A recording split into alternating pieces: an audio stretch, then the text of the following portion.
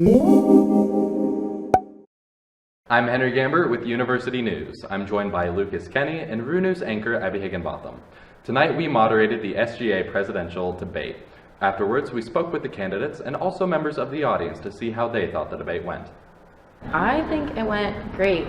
I think all the candidates did their best. They put themselves out there, and it was pretty amazing to see the interactions that we had within the smiles and the nods that we had around the student body, and I also really love the fact that no one interrupted each other.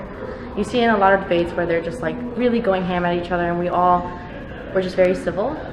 And I think that comes with the fact that we all value you, in Casey, and we value the students that are here.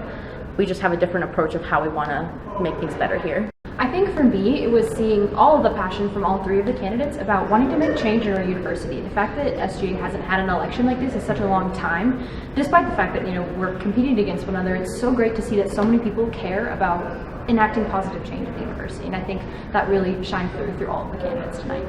I'm very, very proud not only of the passion of all the candidates, but all the students that were in the crowd that took time out of their busy Wednesday nights to come and see who do I need to vote for, what policies align with me, and what decision do I want our university to go in. I really enjoyed the opportunity to kind of share what I have in mind for the university, and then in turn I get to hear feedback from people who heard what I said and say, oh, I agree with that, or oh, I disagree with that.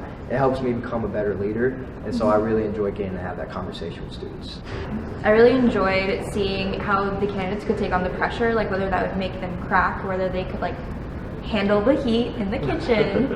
I also think that it was a good way to see who are our candidates, how do they act under pressure, are they going to attack each other, are they going to go on the offensive, they're going to go on the defensive, how are they going to react to when they're held accountable or criticized. Every time that a candidate was attacked, whether it was Brandon, Daphne, or Justice, they all came back with pretty good responses. There were some times where they choked up, obviously, but that happens. So I think that their ability to recover from a attempted attack was spot on.